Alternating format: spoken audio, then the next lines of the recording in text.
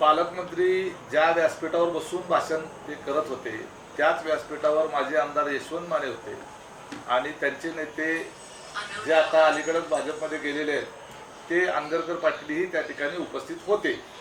आता विधानसभेच्या निवडणुकीच्या अगोदर यशवंत माने यांनी या मोहोळ तालुक्याच्या करता 4000 कोटी रुपयांचा निधी आणला अशा पद्धतीचं त्यांनी संपूर्ण मतदारसंघामध्ये प्रचार करत असताना अनेक वेळेला सांगितलं। आता एक गोष्ट प्रमाणित झाली की पालकमंत्र्यांनी यशवंत माने व्यासपीठावर उपस्थित असताना आणि आंगरकर पाटील तिथं उपस्थित असताना जाहीरपणे कबुली दिली की ते 4000 कोटी रुपये हे मोहोळ शहर किंवा मोहोळ तालुक्याच्या करता वापरले गेले नाहीत, तर ते ठेकेदार यशवंत माने यांच्या व्यवसायाकरता ते वापरले गेले हे त्यातून सिद्ध झालेलं आहे। कारण ते 4000 कोटी जर मोहोळ तालुक्याच्या, मोहोळ शहराच्या, मोहोळ मतदारसंघाच्या विकासाकरता वापरले गेले असते तर जे पालकमंत्री म्हणतायत की कसलाही विकास या मोहोळ शहराचा झालेला नाही, जिकडं बगल तिकडं खड्डे आहेत, गटारीचं साम्राज्य झालेलं आहे, अस्वच्छतेचं हैदोस झालेला आहे, पिण्याचं पाणी लोकांना 4-4 दिवस मिळत नाही, कचरा जिकडं तिकडं पडलेला आहे, कुठल्याही त्या ठिकाणी शहरामध्ये नागरी स्वरूपाचं व्यवस्थापन नाही। मग हे सगळं नाही याला जबाबदार जे आतापर्यंत या तालुक्याचा कारभार करत होते ते जबाबदार आहेत का ज्यांच्या हातामध्ये कारभार नव्हता ते जबाबदार आहेत। आता राहिला प्रश्न, इथून पुढे पालकमंत्र्यांनी या शहराच्या करता निधी देण्याच्या संदर्भामध्ये घोषणा केलेली आहे, त्याचं आम्ही स्वागत करतो। कारण कुणाची जरी सत्ता आली तरी नागरिकांना ते टॅक्स भरतात म्हणल्यानंतर त्यांना या शहरामध्ये सर्व प्रकारच्या नागरी सुविधा मिळण्याचा हक्क आहे आणि तो हक्क जो आहे जरी उद्या त्यांची सत्ता नाही आली तरी सुद्धा नागरिकांचा तो अधिकार आहे, म्हणून त्यांनी दिलेल्या शब्दावर कायम राहिलं पाहिजे। खातं असल्यामुळं त्या तिजोरीच्या छाया ह्या अजितदादाकडे आहेत। अर्थात तिजोरीच्या संदर्भामध्ये मुख्यमंत्र्यांना निश्चित अधिकार आहेत, परंतु शेवटी वाढप्या जो आहे तो महत्त्वाचा आहे। वाढप्या हा त्याच्या ओळखीच्या माणसाला 2 पळ्या जास्त वाढत असतो, हे आपल्याला हे सूत्र आपल्याला सगळ्यांना माहीत आहे। प्रशासक असल्यामुळंच मूलभूत सुविधांचे प्रश्न सुटत नाहीत, कारण ज्या वेळेला लोकनियुक्त त्या ठिकाणी प्रशासन असतं, लोकनियुक्त शासन असतं, त्यावेळेला लोकांनी ज्या लोकप्रतिनिधीला निवडून दिलेलं असतं म्हणजे नगरसेवकाला जे निवडून दिलेलं असतं त्यावेळेला ते लोक त्या संबंधित नगरसेवकावर दबाव आणत असतात की आम्ही तुम्हाला मतं दिलेली आहेत, त्यामुळं आम्हाला सुविधा देणं हे तुमचं कर्तव्य आहे आणि जर त्या नगरसेवक त्याच्यामध्ये जर काम नाही करू शकला तर भविष्य काळामध्ये त्या नगरसेवकाला लोक मतं देणार नाहीत। त्यामुळं लोकांचा पाठिंबा गमावण्याची नये म्हणून संबंधित नगरसेवक जे आहे ते नगरपालिका प्रशासनाकडून लोकांच्या मागणीनुसार सुविधा देण्याच्या करता आटोकाट प्रयत्न करत असतात। प्रशासकाला त्याच्या पगाराशी घेणं देणं असतं, त्याला लोकांमधून निवडून यायचं नसतं, त्याला लोकांच्या प्रश्नांना उत्तरं द्यायची नसतात, तो फक्त शासनाचा नोकर असतो, त्यानं काम करू नाही तर न करू त्याचा पगार मात्र त्याला चालू असतो। म्हणून लोकनियुक्त पदाधिकारी या लोकशाहीमध्ये संस्थात्मक यंत्रणेमध्ये आवश्यक असतात आणि या निवडणुका त्याच्या करताच आहेत, म्हणून निवडणुका होण्याची आवश्यकता होती ती आता होऊ घातलेली आहे। आता प्रश्न एवढाच आहे की जे लोकप्रतिनिधी तिथे निवडून येणार आहेत त्यांचा दृष्टिकोन जो आहे तो विकासात्मक असला पाहिजे, तो लुटीचा नसला पाहिजे आणि लोकांच्या आणि शहराच्या विकासाकरता त्याची कटिबद्धता असली पाहिजे आणि तसं व्हिजन असलेली लीडरशिप या शहरामध्ये असली। काल पालकमंत्री ज्या जाहीर सभेमध्ये उपस्थित होते त्या जाहीर सभेमध्ये उपस्थित असलेले माजी आमदार यशवंत माने हे या मोहोळ मतदारसंघातलेच नव्हे तर या कदाचित महाराष्ट्रातले अनेक मोठ्या ठेकेदारांपैकी एक ठेकेदार त्या ठिकाणी उपस्थित होते। जर ठेकेदाराच्या हातात जिल्ह्यात तालुक्याची आमदारकी असेल तर ठेकेदारांचंच राज्य इथे येणार आणि त्याच्यामुळं हे सगळे ठेकेदार गुन्हेगार आणि अशाच पद्धतीची तत्सम माणसं हे या मोहोळ शहरामध्ये त्यांनी ते नगरसेवक म्हणून त्या ठिकाणी उभे केलेले आहेत आणि म्हणूनच करता या लोकांना बाजूला ठेवून प्रत्यक्ष लोकांची सेवा करण्याच्या करता आणि शहराला विकसित करण्याच्या करता ज्यांची कटिबद्धता आहे असे उमेदवार फक्त धनुष्यबाणाकडं त्या ठिकाणी आहेत आणि ते त्याच्यावर निवडणूक लढवत आहेत आणि त्यांना जबाबदार, या सर्वसामान्य जनतेला जबाबदार उमेश पाटील असतील, रमेश बारसकर असतील किंवा राजूभाऊ खरे असतील, हे त्या संदर्भात जबाबदारी घेणार आहेत। आमदार जिकडे आहे त्या दिशेनं उमेश पाटील, रमेश बारसकर जिकडे आहेत त्या दिशेनं मतदारांचा कल जो आहे तो असायला हवा असं आमचं म्हणणं बरोबर आहे। या पहिल्यांदा चुकीच्या प्रवृत्ती बाजूला केल्याशिवाय चांगल्या विचाराची आणि चांगले व्हिजन असलेली माणसं कारभारी होणार नाही। जर आमच्या हातात कारभार आला तर चुकीच्या प्रवृत्तीच्या माणसं बाजूला जोपर्यंत जाणार नाहीत तोपर्यंत चांगल्या माणसांच्या हातात कारभार येणार नाही।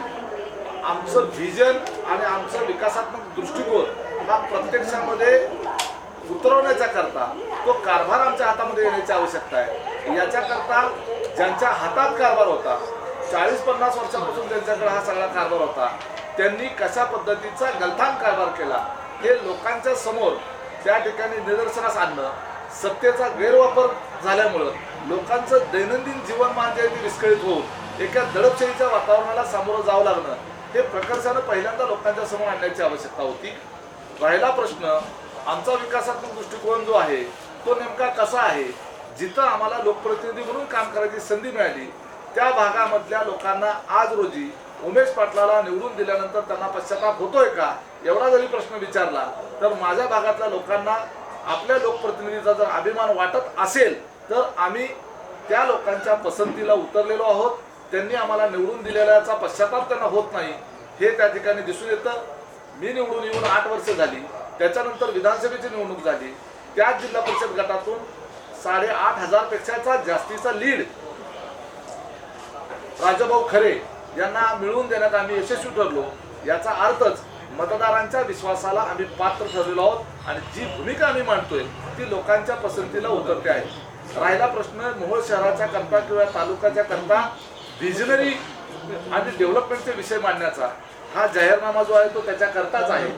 मोहोळ शहराच्या विकासाच्या करताचा ही ब्ल्यूप्रिंट आहे आणि ती आता आम्ही तुमच्या समोर मांडणार आहोत। मोहोळ तालुक्याची यापूर्वीची शांतता जर पुन्हा यायची असेल तर म्हणजे याचा अर्थ असा आहे की 2005 साली जो मर्डर झाला तो पुन्हा अजून तसेच व्हावे लागतील। मध्यंतरी 2-2.5 वर्षामध्ये जे मर्डर झाले ते पुन्हा तसेच व्हावे लागतील। जर या मोहोळ तालुक्यामध्ये खून आणि मर्डर होणं आणि यांच्या मोरक्यानी माझ्या पोरांनी 17 वर्षी 302ची कलम भोगलेली आहेत असं म्हणून त्याचा अभिमान बाळगल्यानंतर या मोहोळ तालुक्यामध्ये शांतता प्रस्थापित होणार आहे असं जर काही जणांचं मत असेल तर तसली शांतता आम्हाला नको आहे। त्यांनी जे निवेदन दिलेलं आहे हे निवेदन देण्यामागचा त्यांचा हेतू असा आहे की भविष्य काळामध्ये जर मोहोळमधली कायदा आणि सुव्यवस्था जर बिघडली तर त्या ठिकाणी आमच्यावर दोष देऊ नका। याचा अर्थ असा आहे की भविष्य काळामध्ये आम्हीच ती कायदा हातात घेऊन सुव्यवस्था बिघडवणार आहोत। आम्ही शांत बसलेलो आहोत, आता आम्ही शांत बसणार नाही म्हणजे आम्हाला दंगाधप करून त्या ठिकाणी आम्हाला काहीतरी वेगळं काहीतरी घडवायचं आहे। एक प्रकारे ते SP-ला निवेदन देऊन ती पोलीस प्रशासनाला धमकी दिलेली आहे की यांना आवरा नाही तर आम्ही काहीतरी वेगळं करू असा तो सांगण्याचा प्रयत्न आहे। त्यामुळं त्यांचे ते त्या वळणावरच जाणार। आम्ही मात्र आमच्या सरळ मार्गानं, लोकशाही मार्गानं आणि घटनेनं दिलेल्या अधिकारामधून आम्ही चालत आहोत। त्यांना मात्र घटना आणि लोकशाही मान्य नाही आणि म्हणून तर ते त्यांच्या गावातच निवडणूक होऊ देत नाही। विकी देशमुख, कैलासवासी पंडितराव देशमुख, पंडित भाऊ देशमुख यांचा मुलगा विकी देशमुख हा शिवसेना मशाल या पक्षामध्ये संघटक या पदावर कार्यरत होते आणि ते त्या पक्षामध्ये गट असल्यामुळं आणि आमचा पक्ष राष्ट्रवादी काँग्रेस पक्ष आणि रमेश बारसकर यांचा शिवसेना धनुष्यबाण पक्ष या ठिकाणी असल्यामुळं विकी देशमुख यांनी आमच्याकडे उमेदवारीच मागितलेली नव्हती। त्यामुळं आम्ही त्यांना ती उमेदवारी देण्याचा तो प्रश्न नव्हता। त्यांनी जी उमेदवारी मागितलेली होती ती मशालीकडे उमेदवारी मागितलेली होती, परंतु त्यांना उमेदवारी त्यांच्या पक्षानं दिली सुद्धा, परंतु मोहोळ शहरामध्ये मशालीच्या नावाखाली अनगरकरांचे एजंट होऊन शिवसेनाच्या पक्षाचं नाव घेऊन जे निवडणूक लढवणारे आहेत, ज्यांनी या शिवसेनेकरता बलिदान दिलं त्याच्या पोराचंच तिकीट कापण्याचं पाप मशालवाल्यांनी केलेलं आहे। त्यामुळं त्याचा दोषारोप जो आहे तो आमच्याकडे येत नाही, तर त्याचा दोषारोप हा मशालवाल्यांकडे जातो आणि मशालवाल्यांनी कुणाच्या दबावाखाली केलं हे मोहोळ शहरातल्या सगळ्या लोकांना चांगलं माहिती. 40 वर्ष ज्या पवारांच्या आणि पवार कुटुंबाच्या जीवावर हे सत्ता साम्राज्य उभारलं, 15 दिवस भाजपमध्ये जाऊन झाले नाहीत तोपर्यंत अजितदादांना एकेरी भाषेत चॅलेंजची भाषा करणारं जे नेतृत्व आहे, एवढ्या खालच्या लेवलला तर आम्ही आजपर्यंत गेलेलो नाही. आम्ही बोलत असताना, भाषणं करत असताना सातत्यानं आम्ही मुद्द्यावर आधारित बोलतो आणि आम्ही जे मुद्दे उपस्थित केलेले आहेत या मुद्द्याच्या संदर्भानं अद्यापपर्यंत एकदाही खुलासा झालेला नाही. जे आरोप आम्ही करतो त्या आरोपाच्या संदर्भानं एकदाही त्या आरोपाच्या अनुषंगाने उत्तर देण्यात आलेलं नाही. फक्त विरोधक आम्हाला शिव्या घालण्याचं काम करतात, विरोधक आम्हाला व्यक्तिगत पातळीवर बोलतात, एवढंच ते बोलतात. सार्वजनिक जीवनामध्ये ज्या वेळेला नेतृत्व म्हणून आपण काम करतो त्यावेळेला आपल्याला व्यक्तिगत असं आणि सार्वजनिक असं वेगळं सेपरेट करता येत नाही.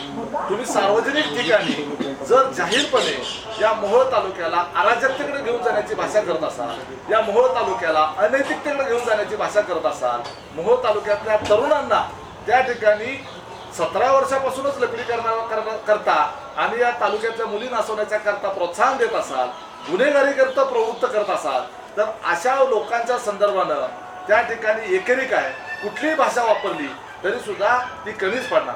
वक्तव्य केलं की आंगरकरांनी एकदा तलवार उपसली की तिला रक्त लागल्याशिवाय पुन्हा ती म्यानेमध्ये जात नाही आणि ते सदाभावांनी त्यांच्या पद्धतीनं त्यांनी जे निरीक्षण केले आंगरकर पाटलांचं, त्या निरीक्षणातनं त्यांनी जे काही त्यांच्याबद्दल ऐकलेलं आहे, जो काही आंगरकरांचा पूर्व इतिहास आहे याला अनुषंगून सदाभाऊ खोत यांनी ते वक्तव्य केलं. म्हणजे त्यांनी भारतीय जनता पार्टीने पालकमंत्र्याच्या साक्षीनं त्यांच्या उपस्थित नेत्यांनी एक गोष्ट प्रमाणित केली की आंगरकर हे रक्तरंजित इतिहास लिहिणारी लोक आहेत, आंगरकर हे दहशतखोर आहेत, आंगरकर हे गुन्हेगार आहेत, आंगरकर हे रक्त सांडणारे आहेत, आंगरकर हे लोकांचं रक्त पिणारी लोक आहेत.